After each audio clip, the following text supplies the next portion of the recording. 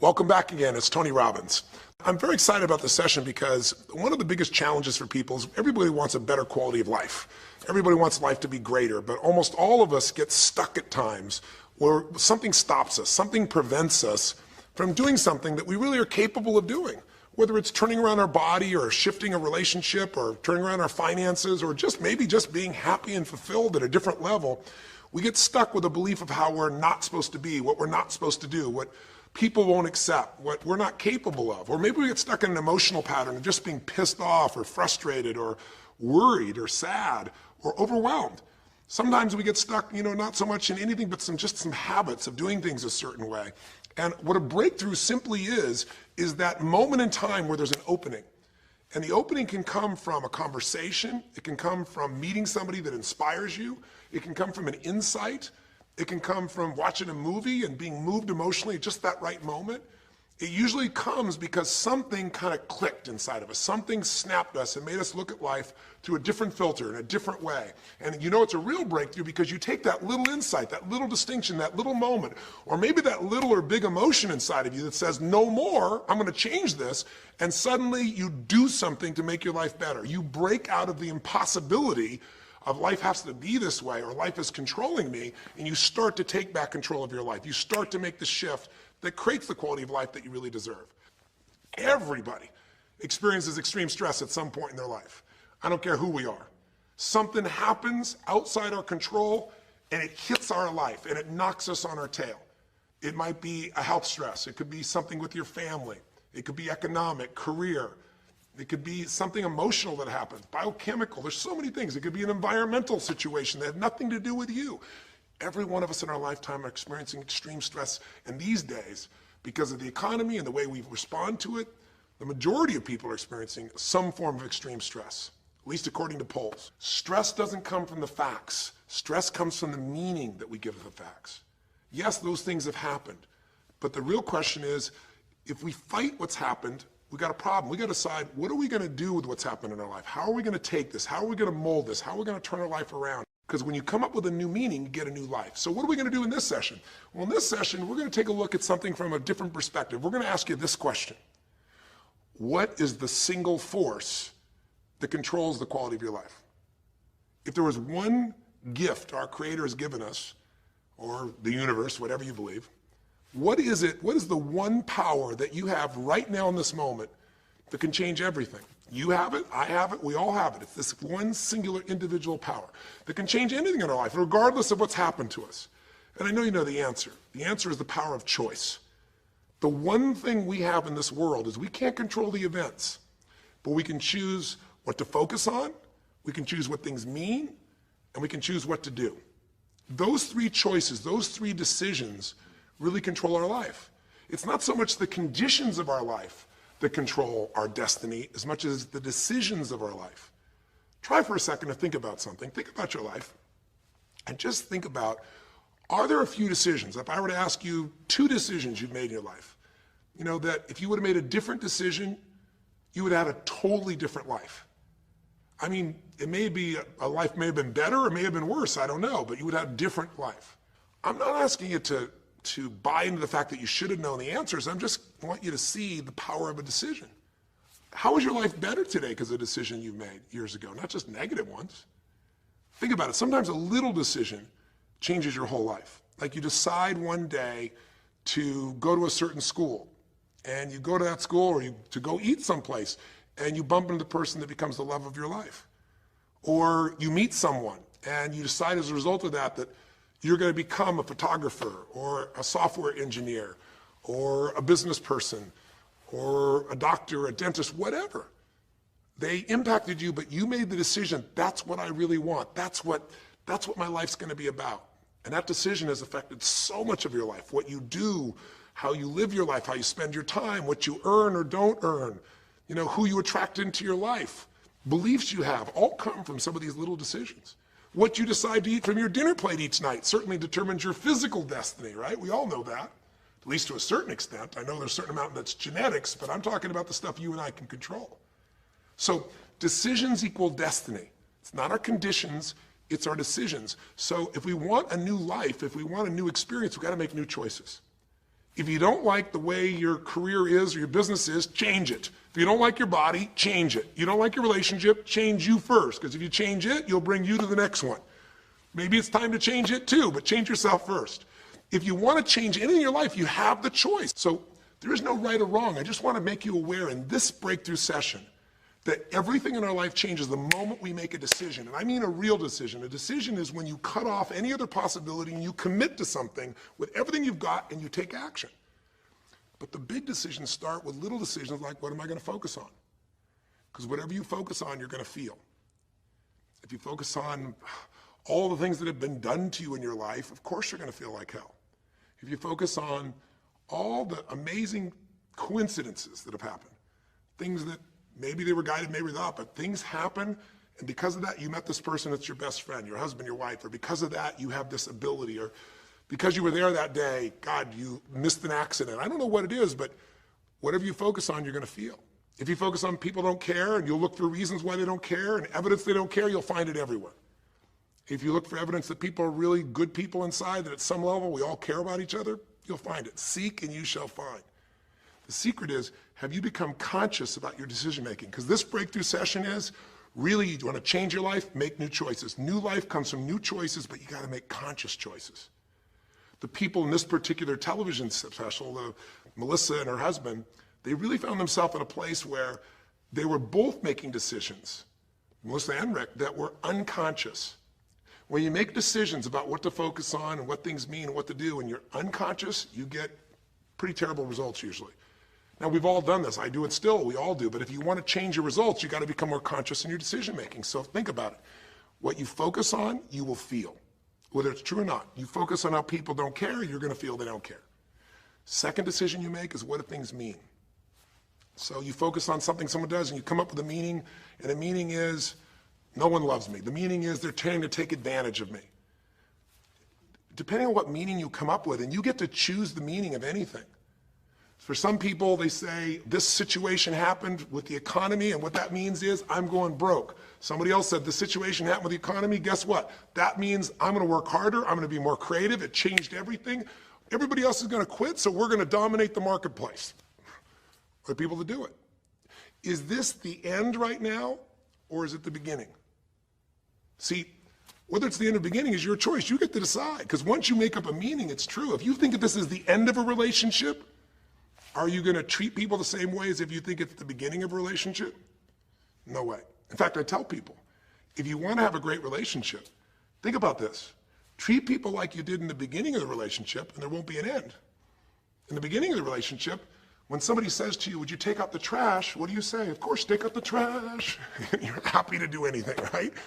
But after about 6 months or 6 years, you go take them out the trash. You go, what do you mean? What, I look like your janitor? Take out your own trash. The meaning we give things is very different, and so we feel different, and our life is different. In the beginning, you'll do anything for someone. Now you make up a new meaning. Why should I have to do that for them? Little choices, like what to believe about yourself, what to believe about other people, whether this is the end or the beginning, start to affect your whole life. And the third decision we make, we decide what to focus on, most of us unconsciously. We decide what things mean, and the third thing we decide is, what are we going to do? We decide to quit because it's overwhelming. We decide to get strong and focus. We decide we're going to turn it around. We decide to wait and see. Ultimately, your destiny is determined by what you do. So, for example, what do you do if somebody comes to you one day and says, you have a tumor? Again, I've had that experience. I use that as a reference point because I've had a lot of intense experiences in my life, but that was one of the more intense ones for sure. I've had many, but that was very intense. You know, first, what do you focus on? Do you focus on it's over? Do you focus on why me? Do you give it a meaning that says, I'm going to die? What do? Do you just go through traditional therapeutic approach? Do you put yourself in the hands of someone else? Do you evaluate this? Do you get a second or third opinion? Your destiny is determined by your decisions. Now, if you're a guy like Lance Armstrong, you focus immediately on, I got to find a solution. The meaning you come up with is, this is the ultimate battle. And what you decide to do is you're going to exhaust every possibility. Now, that doesn't guarantee you're going to succeed, but it's interesting. When you have that kind of a mindset, it shifts you. And Lance Armstrong, I mean, he was told things like, look, You got tumors here in your brain, you got them in your lungs, right? You got obviously in testicles, and you ride a bike for a living. That's pretty tough. But he made it through all of those pieces. Now, am I saying because he made the right choices? I can't tell you that. There's certainly some grace in everything. I think in life, there's three things. There's our ability to choose what we're focused on, or to commit, to get a result, to put all our intention and focus into something. There's our ability to do the right things, to have the right strategy, to execute. And then there's some grace. There's what some people call luck, some people call grace. There's if you do the right things over and over again and with total focus, sometimes, you get good fortune that comes your way. And you tend to have more good fortune when you're totally focused and decisive and you take lots of action than if you kind of just sit around and accept things like that you don't have a future. But the point of the matter is this guy turned it around. What was he like after he got through this problem? After he had his breakthrough, after he faced cancer, racing against some other guy seemed like nothing by comparison. You're not much of a competitor. I faced death. And he goes on to win Tour de France after Tour de France after Tour de France, breaking every record anyone could ever imagine. What do you do decades ago, half a century ago almost now, and someone says to you, go to the back of the bus, and you're African American? One woman just decided, you know what? You can't take my dignity from me. I can only give that up, and I don't choose to give it up. And I will not go back to the bus. The answer is no. And Rosa Parks changed an entire society. Because that day she chose to focus on something else. She gave it a different meaning. This is not a command. You do not have control over me. And she decided to fight. And she changed the direction of a country and of many other countries. She started something. We forget that you don't have to be famous to have the ability to change at least your own personal history, to change the direction we go in our life. We have the power to choose, even if you haven't before. You can finally say, no more, I won't put up with that, within myself or from anybody else. And here's what I'm going to do differently. That's where the breakthroughs really start to happen. Now the question is, why do some people stand their ground and make something change versus other people just kind of accept things? Why do some people make bold decisions and other people make decisions that are based on trying to hang on to what they've got? Well, that's a more complex question to answer than we might have in a few minutes in this one session, but it is one that I've spent my life studying, because when you can change your decisions, you can change your life. When you can change the force that controls your decisions, you can change anything in your life. At some level, we have certain beliefs and values. But if I was going to make it simple, I'd say there's two things that determine your choices. The first thing is the state of mind and emotion you're in at that moment. Think about it. Have you ever snapped at somebody and had nothing to do with them? It was just the state you're in, right? You were frustrated, you were pissed off about something, and in that state of mind, whatever they said got interpreted through that state, and you made up a meaning like they were an irritant or they were interrupting you. They weren't. You probably felt bad afterwards. When we get in the wrong state, we make the wrong decisions. When you get in a strong, empowering state, you'll make a better decision. Learning how to direct your state is a big part of what my work is with people, and it's a big part of what I do in my seminars. But the other thing that affects your decisions would be what I would call your story or your blueprint. We all have kind of a story about how our life is supposed to be. It comes from a set of life experiences, interpretations. Some people think life is all about getting theirs. Some people think life is about growing and contributing. Some people think life is about making judgments. Some people think life is about saving other people's lives. Some people think life is about being successful. Some people think God is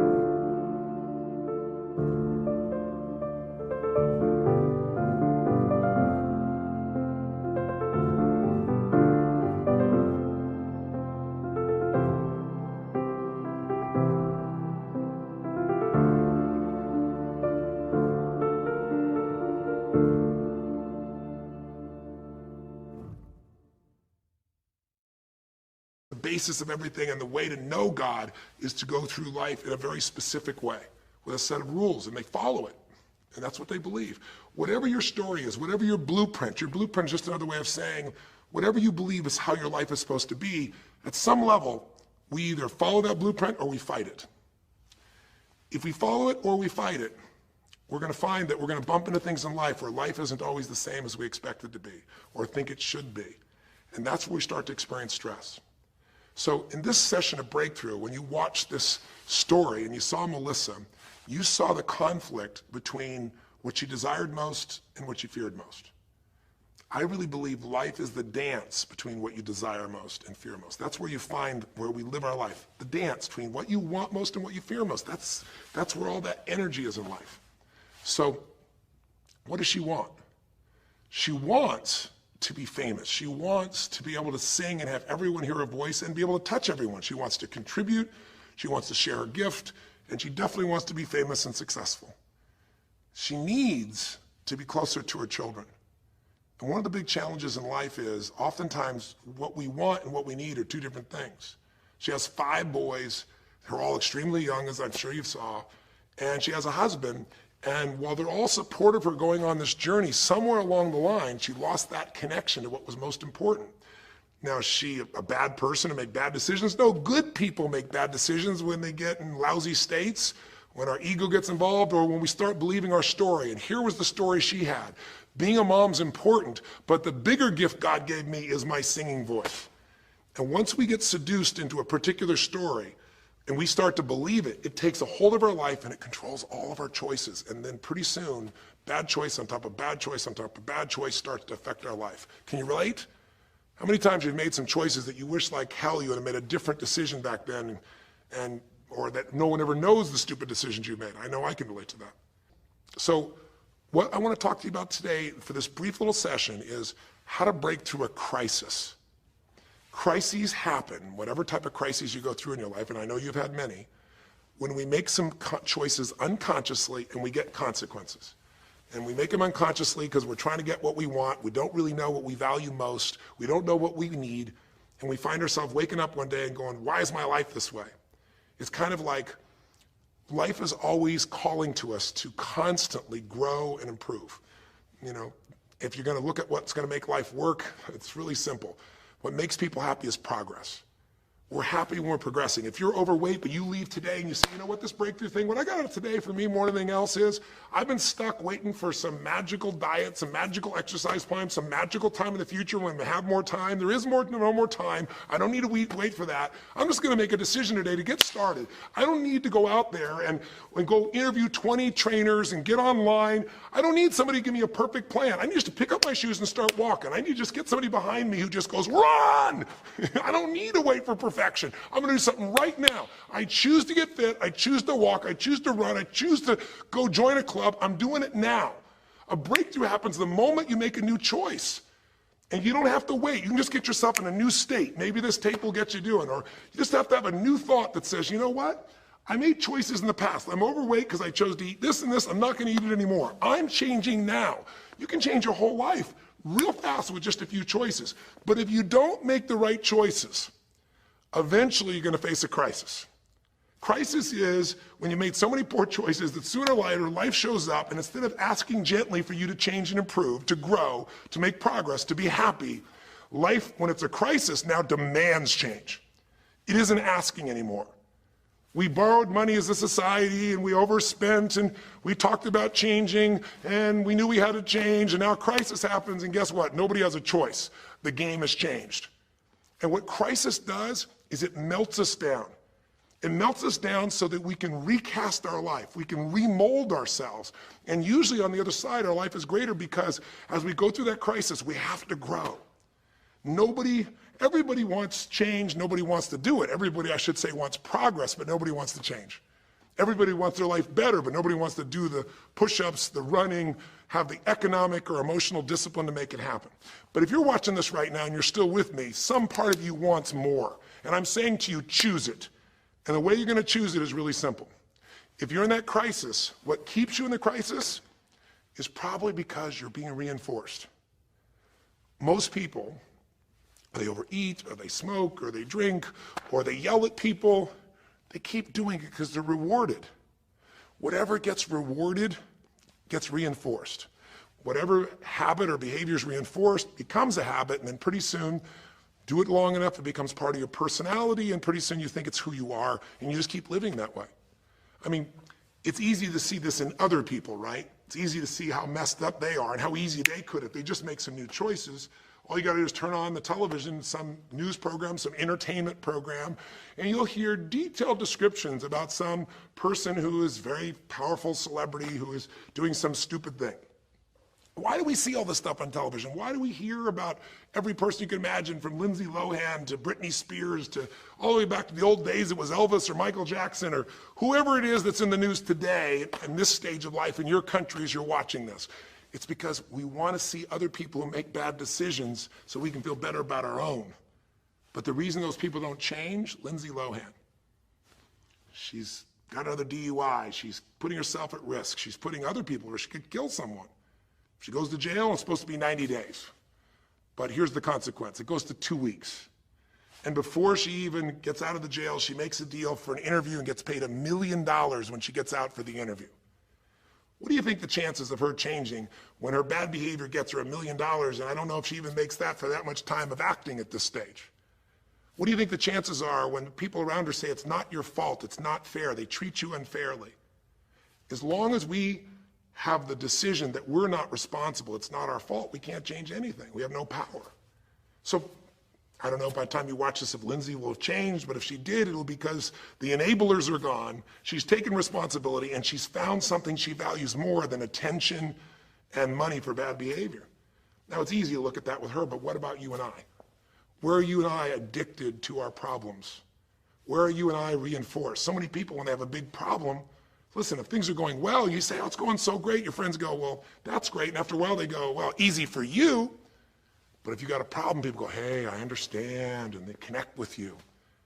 Where do we get addicted to our problems? If you want to make a new choice, if you want to make a new decision today, if you want to have a breakthrough in some area of your life, you got to give up the story that it's not your fault, and you got to give up the attention and the love and the connection and the commiserating that comes with it with other human beings.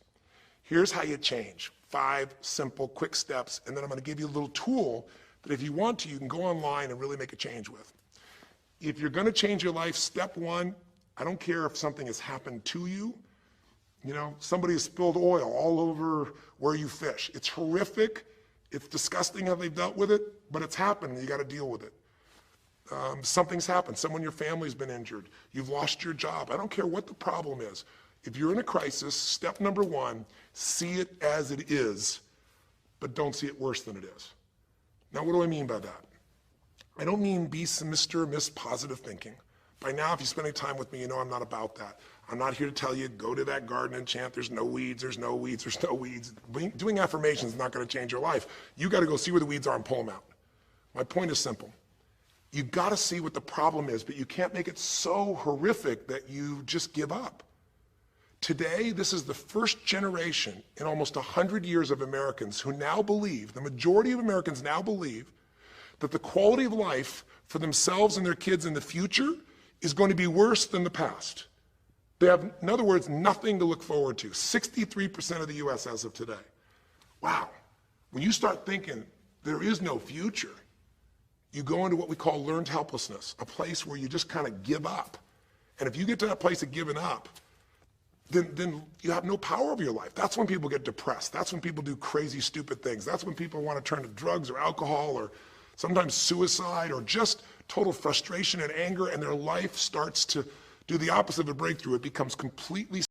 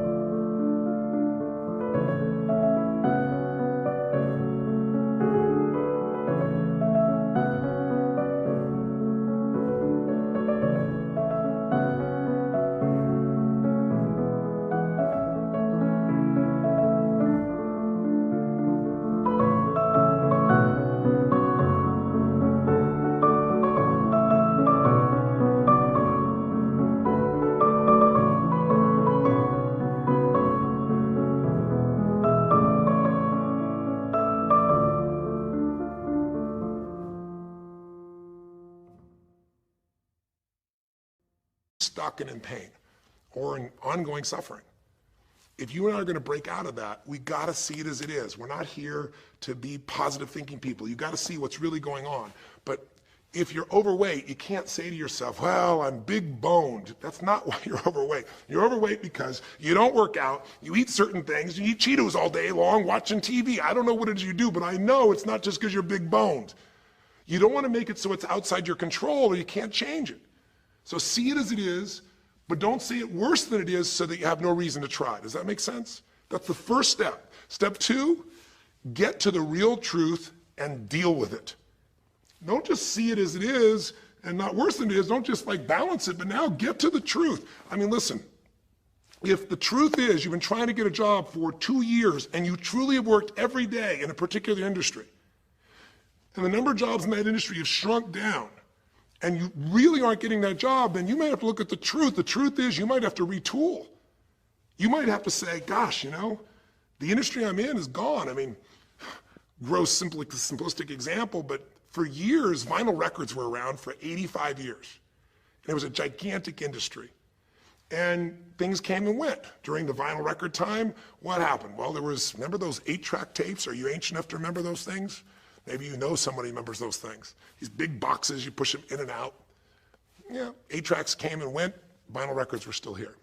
And then cassette tapes came, right? And cassette tapes were smaller and more compact and more convenient and more seemingly indestructible. And they came over here and vinyl records were still selling like crazy. If you had a job in vinyl records, you kept it. But then a little thing came along called the CD. And when that happened, almost overnight, you saw an entire industry that's been around almost a century was gone. If you were the guy that worked in the vinyl record factory and knew everything about it, it was the second generation, didn't matter. It was over. And now we laugh about a CD, right? Because everything in this digital world you can have instantly. Who wants to put on a CD? Pretty rare, still available. In vinyl records, maybe there's a small market of people that are collectors, but it's gone. My point is, if you're in the vinyl record business, you got to tell yourself the truth. You got to see it as it is, not worse than it is, but you also got to get the truth and deal with it. You got to deal with the cards you're dealt. You're going to have to retool. You're going to have to change something. You might have to move. If you live in the Gulf, and I don't support anything that's happened there, who could?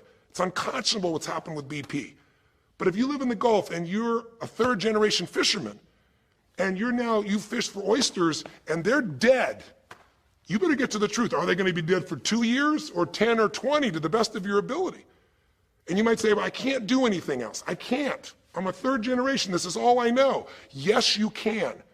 Get to the truth and deal with it. Deal with the card you're dealt with. You got to deal with it, sure, I'm sure legally, but in the meantime, you got to take care of your family. I'm not saying this off the cuff easy because I've been in those situations where it's impossible, it's unjust, it's wrong, but I still got to deal with it just like you. Am I making sense? It's like, you might say, I've lived here my life. You might have to move. You might have to fish someplace else. You might have to, I know you still got to deal with all the consequences, but you got to take back control of your life. There are unjust things that happen, but you got to take control. Easy for me to say, I'm not sitting in your shoes. I get that. But who hasn't experienced some form of injustice someplace? Who's not dealt with something unfair? Who's not dealt with something that wasn't meant to be unfair, but it affected your entire life, your career, your finances, whatever? You got to tell yourself the truth, and you got to get to those dealing with the reality right now. The longer you wait, the longer the crisis will be. If you're having an economic crisis, got to deal with it. Got to downsize, right size, do whatever it takes. And I say, okay, Tony, well, so far you're telling me don't allow myself to make it so bad I don't try, see it as is, but don't make it worse than it is. And you're telling me get to the truth and deal with it. Well, that's nice, but how do I do that? Maybe the third step, more than just getting the role model, maybe to be more specific, is get a vision first. Get a vision and get strong. That's what I think your third step should be. You first tell yourself the truth. Yes, see it as it is, not worse than it is. Tell yourself the truth and deal with it. But the way to deal with it is say, what am I going to go for? There's got to be a compelling future. I got to come up with a vision for my life or a vision for my relationship. I've had terrible relationships, nothing's worked. Tell yourself the truth. I've made poor choices, or I've told myself stories and gave myself excuses, or I've not had the courage, whatever it is. Get to the truth, and then get yourself a vision for what you do want. Because you have to have something you're going to move towards. Does that make sense? Without a vision, people perish. It says in a very good book called The Good Book. And I know there are many good books, but that's a good one to take a look at.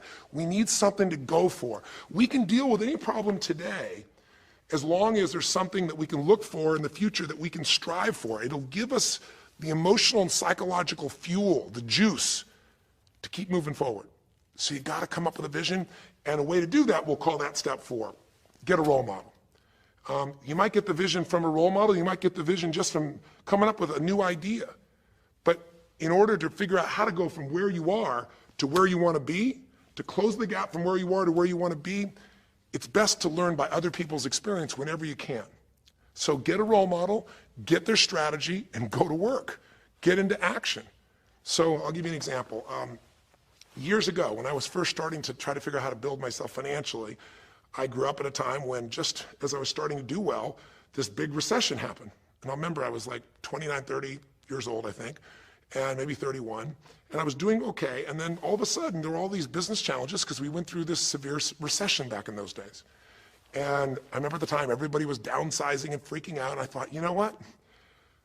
I don't want to just settle for this. I want to find a way to do well. Who's done well in really tough times? And so I started doing my homework. And in those days, you didn't go out and use the internet the way you do today. You couldn't access all that information. We actually went to libraries and did research in traditional ways. I'm ancient enough to remember those days. And I started hearing about this man named Sir John Templeton.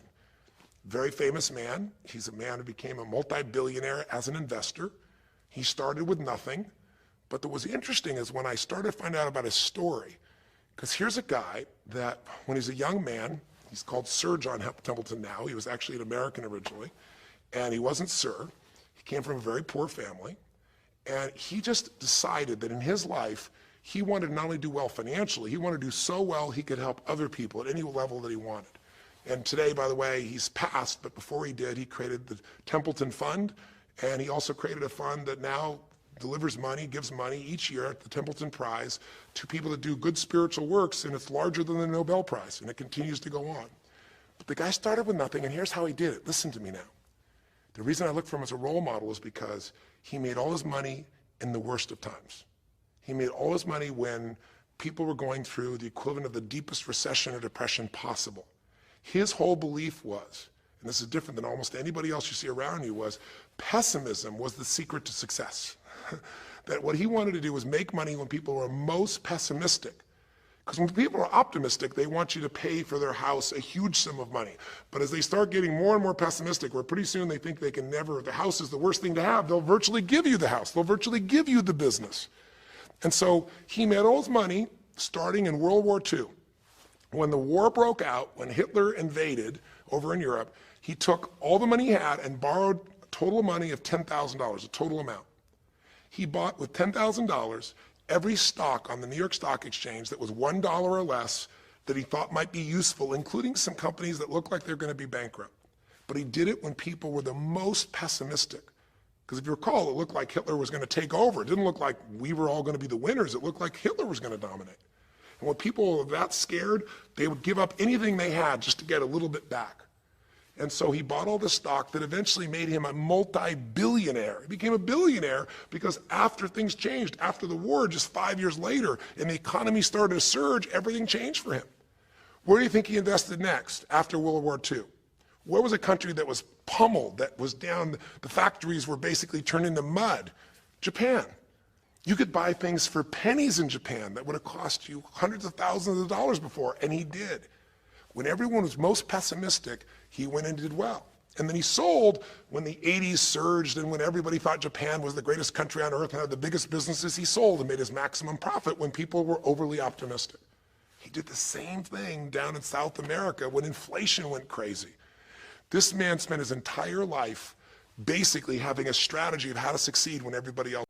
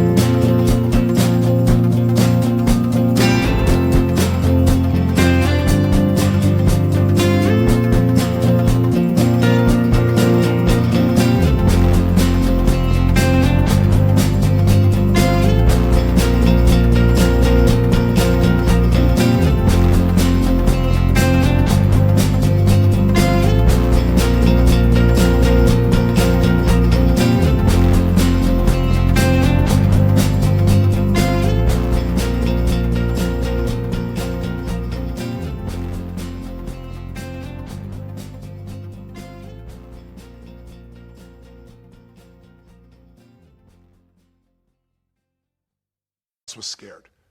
I tell you that because he's a role model. What he did, how he did it, it's all in writing, it's crystal clear. You could do the same. But you won't be able to do it when you're telling yourself the sky is falling and it's over.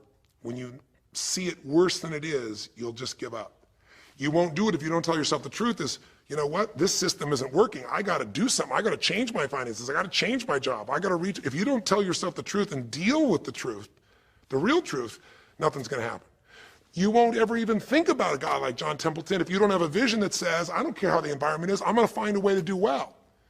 And you won't do well unless you get a strategy based on a role model who's really done it. My whole thing is this: if anybody has something you want, they aren't lucky. They did something. If you model them, if you take similar steps, you can produce a similar result. Make sense? And then finally, the fifth step, look, if you're in a situation where you see it as is, but not worse than it is, if you've told yourself the truth and you dealt the cards you're dealt with and just decided you're going to change it and you're willing to do what's necessary, if you put yourself in a place where you got a new vision and you gotten yourself strong, if you got a role model and you got some strategy and you got yourself into action, step 5 is give much more than you expect to receive. Simple as that sounds, if you find a way to meet people's needs in business, in an intimate relationship, meeting your kids' needs, anybody's needs, the whole game changes.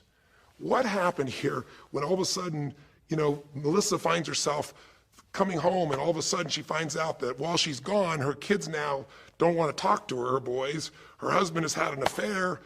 Well, none of that could change if she would have just said, you know what?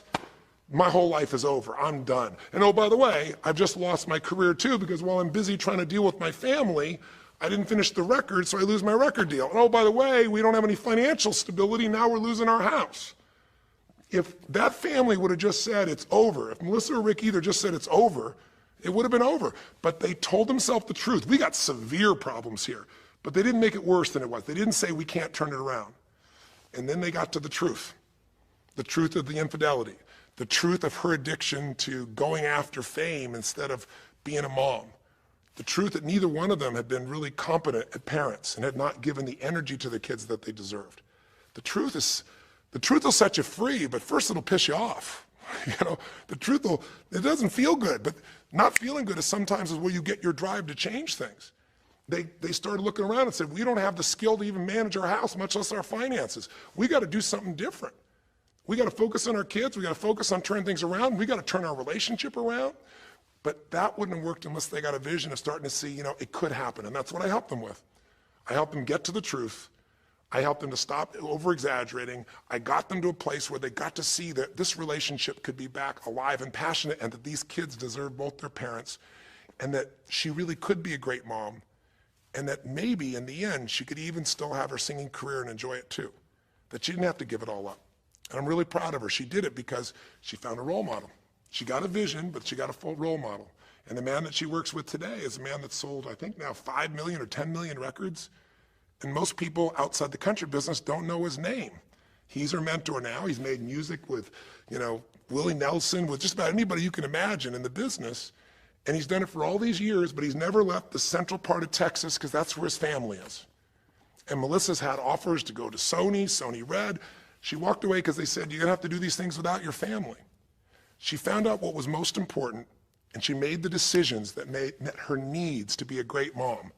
When you fight life and go, I should be a singer and not a mom, and you got 5 kids, you got a problem. When you fight life and say, the economy should be different, you're gonna be stressed. Deal with what is, without exaggeration, with total honesty, dealing with the cards, coming up with a vision, finding yourself a role model that shows your strategy, work your tail off, give, keep changing your approach, and you can get where you wanna go. Make sense? Now that might sound like a lot. So to get you started, here's what I'd like you to do for this session. Start out, if you want, by taking a big crisis or problem you have and going through these steps, saying, okay, what's really true? And let me stop the exaggeration. Let me not make it worse than it is. Just let's define what's true. Let's stop the story. Just here's what it is. We got this much financial challenge. We got this physical challenge, whatever it is. And then you go to step 2. All right, let's find out the truth. Let's get the details. Let's get the details and figure out what we're going to do. And then here's where we're going to go. This is where we're going to eventually get to. It might take us longer to get where we want to go, but we're going to get here. Who's done it that we can model, that we can follow the steps in, who can coach us? And let's just work our tail off and change every day. But to give you a quick jump, Sometimes when you're in the middle of crisis or crises, multiple crises, lots of things going on simultaneously, it feels a bit overwhelming. So, and you might not know a role model. You might say, Tony, I don't know who. Well, not hard on the internet these days to find role models, or come to an event. You know, I can promise you we can show you plenty of role models. This is what I do for a living. But what you can do right away is you can model yourself. Think about it. Almost everyone alive has been through more than one tough time, crisis or multi-crises, where you're having a problem financially and you're having a problem with your family and you're having a health problem all simultaneously. Those are the intense ones, right? But if you're standing still today, most of us have found a way to get through it.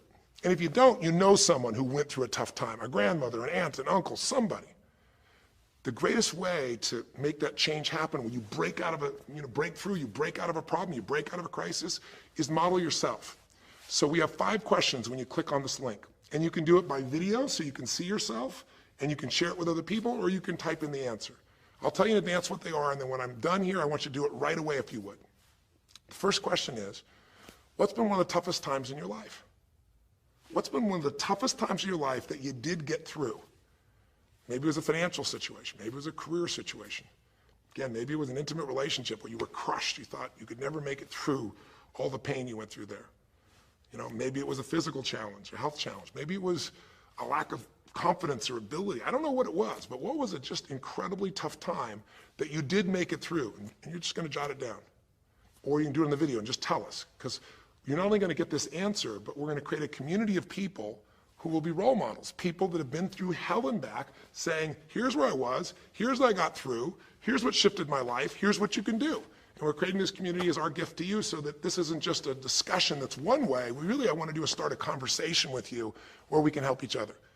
So that first question is, what's a crisis? What's a challenge? What's a tough situation you eventually made through, but it really was difficult for you?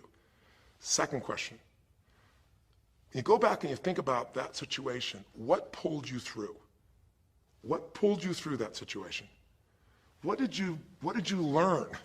What distinction? Or did you get a strategy? Or was it a belief? Or did you meet someone who helped you? Or was it just somehow you clicked into your faith and you kicked yourself into gear? What pulled you through those tough times? Was it a person? Was it a place? Was it an idea? Was it a distinction? Was it a belief?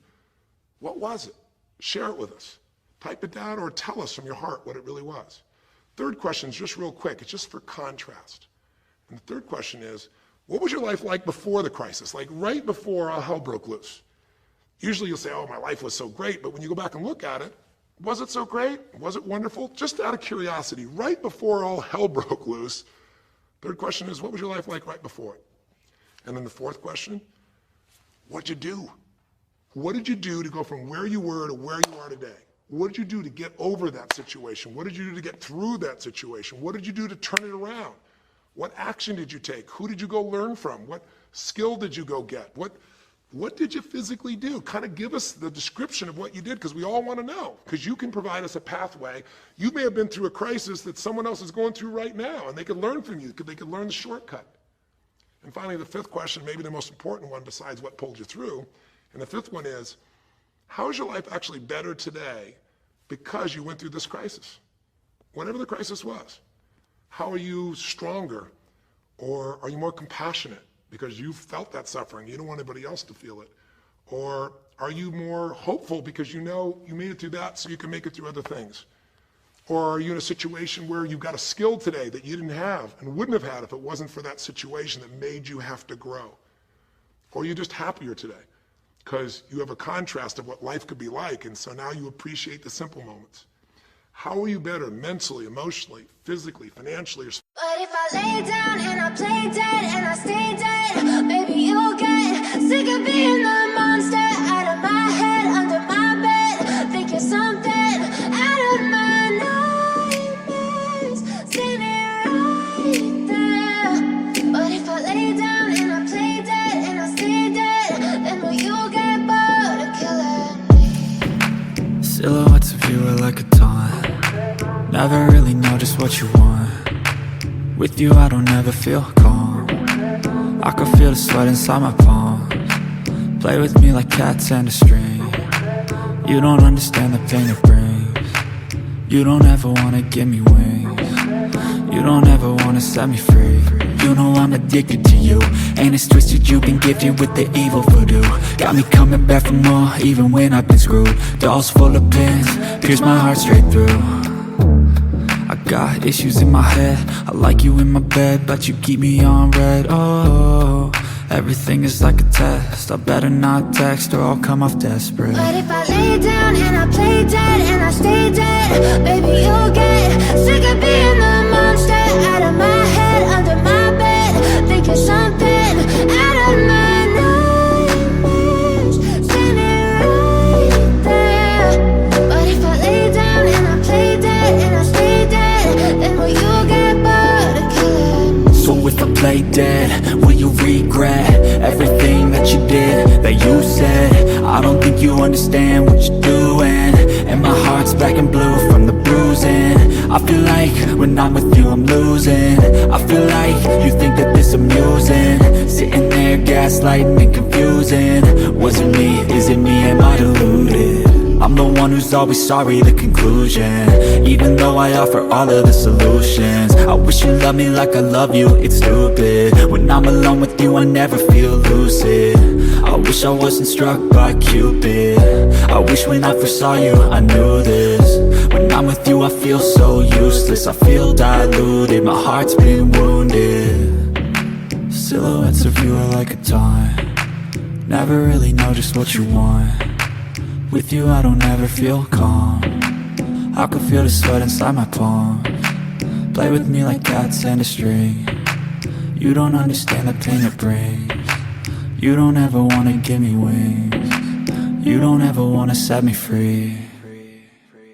But if I lay down and I play dead and I stay dead, baby, you'll get sick of being the monster out of my head, under my bed, thinking something out of my nightmares, standing right there. But if I lay down and I play dead and I stay dead, then will you get bored of killing me? Then will you get bored of killing me? And will you get bored of killing me? And will you get bored of killing me? And will you get bored of killing me? Spiritually today, because you went through the crisis, even though you wouldn't want to go through it again, you don't want anybody else to go through it, how did it actually serve you in the end? I think if you answer these 5 questions, you don't need to remember them. I said them to kind of trigger you thinking. All you do is type in the answer, or you take the instructions and click on the video and go, okay, toughest time of my life? There have been so many, but I'd say when I went through this divorce, or I'd say when I was told I had this tumor, or I'd say when they told me this company was gonna go bankrupt, or whatever it was. Second question, what pulled me through? God, I don't know, I guess a combination of things. One was this belief that somehow everything in life happens for a reason and a purpose. And even though I hate this, something must be calling me to grow. Or I'll tell you what it was. It was a friend that sat me down and said, man, you're going through hell. But when you're in the middle of hell, when you're pushing through hell, just keep pushing. Just keep going through it, man. I've been there. And he gave me this plan, or he gave me this strategy, or he told me, you know, this problem won't last forever. Trust me, I know it feels like it's the end of the world, but 10 years from now, you and I will be sitting here, and you'll be here with your children, and you'll be here with your wife, and we'll be talking about those tough days, and we'll actually smile and laugh about them and be so proud we made it through it together. Or you might say, what got me through it was prayer, or my faith in God, or what got me through it was just massive action. You know, what pulled you through? Just tell us. We all want to hear, we all need to know. And there's lots of ways to get through hell, isn't there? There's lots of ways to get through a crisis. There's so many ways. That's what I want people to get. So when you're done with this on the website, you will give in something. Because the community is not just a place you go get stuff, right? It's a place you give. And the more, you know, authentic you can be and honest from your heart, the more other people will see and be touched. You know, what was it like before? Oh my God, I was on top of the mountain. You know, what did you do? Here's what I did. You know, I told myself the truth. I went and got this new education. I went and started talking to people each day. Whatever you did. How's your life better today? There's a phrase, you know, Be humble or be humbled. I have a different level of humility because I know, that as good as I may think I may be, that situation reminded me that life is not just about me, it's about we. Or, gosh, because of that, I love my wife so much because we made it through that situation together. Or because of that, man, I'm so much stronger financially. I'm on top of things. I don't let anybody spend. Whatever it is, tell us how your life's better. Okay? I don't know how long the session was. Again, there's no script here, baby. I just want to work with you heart to heart to say one thing. If you want to break through, you have to make new decisions. New choices create a new life. The only thing stopping you is some limiting belief, some belief about how life should be different or you should be different. Deal with life the way it is. Tell yourself the absolute truth. Don't make it worse than it is. Tell yourself the truth. Deal with it. Get a vision. Get strong. Get a strategy. Get a role model with a strategy and get into action, and then put your focus on taking action every day. Giving, giving, giving. Change your approach. You will get there. Go to the Power of Crisis right now. Click in. Give us your message and the answers to 5, and look at other people. You'll find people who've been through things you can't imagine.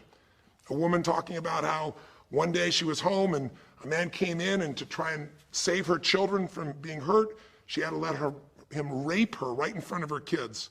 And when her husband found out, he came home, he was so upset he left her. And then she developed cancer. I mean, you'll see some stories here that'll blow your mind. And today she's the most happy, incredible woman, and she's helping other people who have cancer to get through it. She's healthy and strong. Her kids are strong. We need those kinds of role models. So whether your story is little or big, there is no little or big. We all need a pathway of power. And this will be a gift to yourself because it will activate your resources, and it'll be a gift to other people as well. So that's our session. The power of decision, the power of choice, how to face a crisis and turn around. It may not sound like rocket science. It's not. It's just called the truth. And the truth will set you free, as they say. So live strong and live with passion.